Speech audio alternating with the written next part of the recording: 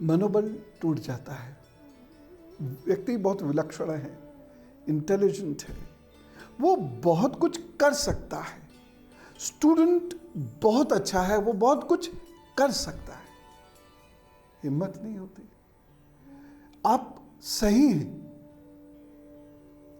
बहुत कुछ कर सकते हैं, लेकिन कोई आपको परेशान कर रहा है, आपका मनोबल टूट जाता है। वहीं वो लोग जो झूठ बोलते हैं और जम के झूठ बोलते हैं, बड़ा ऊंचा मनोबल रखे, और आप उनसे बात करना शुरू करेंगे तो चीखने लगेंगे।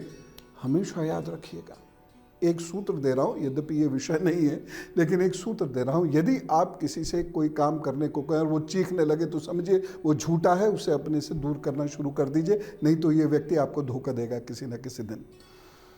खैर, तो जो चीखता है वह तो झूठा है, पक्की बात है, उसने गलती की है। लेकिन जो सच्चा है वो, उसका मनोबल कमजोर क्यों? वो क्यों नहीं अपने आप को बुलंद स्थापित करता? क्योंकि चंद्रमा कमजोर है। अगर बहुत कमजोर चंद्रमा है तो थोड़ा सा भी शोर सुन के डर जाएंगे। कोई सामने वाला गलत होने पर भी चीखेगा और आप जानते हैं आप सही है, लेकिन आप डर जाएंगे।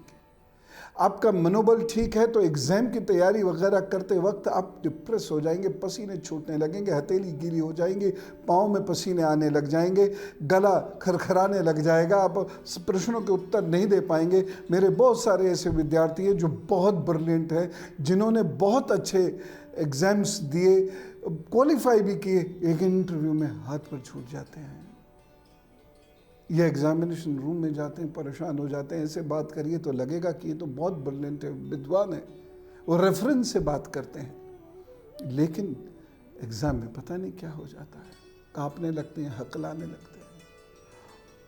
तो थोड़ा चंद्रमा खराब तो है ही।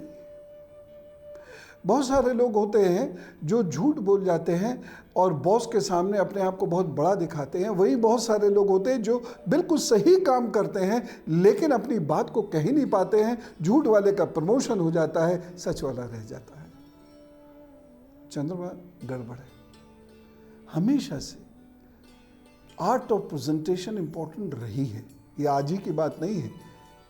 आज उसको दिखावा कह देते हैं हम और कहते हैं कि पहले ऐसा नहीं हो, नहीं, पहले भी ऐसे होता था।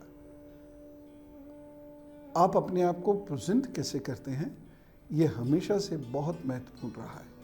लेकिन ये अलग बात है कि अगर सही दिमागदार पेरेंट्स हैं, अगर सही बॉस है, तो जो आप कह रहे हैं वो उसकी पड़ताल कर लेगा और झूठे को हटा देगा।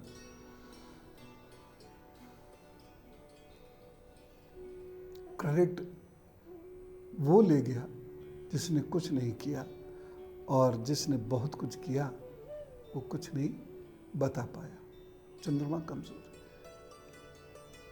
अब ये चंद्रमा ठीक कैसे होगा मैं बता रहा हूं। पूर्णमासी के दिन,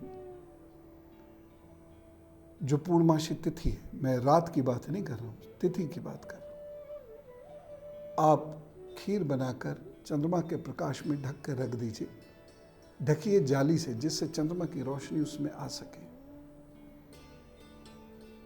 और उसके बाद सुबह सुबह उस खीर का सेवन करना शुरू कर दीजिए। कॉन्फिडेंस लेवल बेहतर होने लगेगा, कॉन्फिडेंस बढ़ने लगेगा। बस ये खीर बिल्ली ना खा जाए, नहीं तो उसका कॉन्फिडेंस बढ़ जाएगा, फिर वो रोज आया करेगी। दूसरी बात,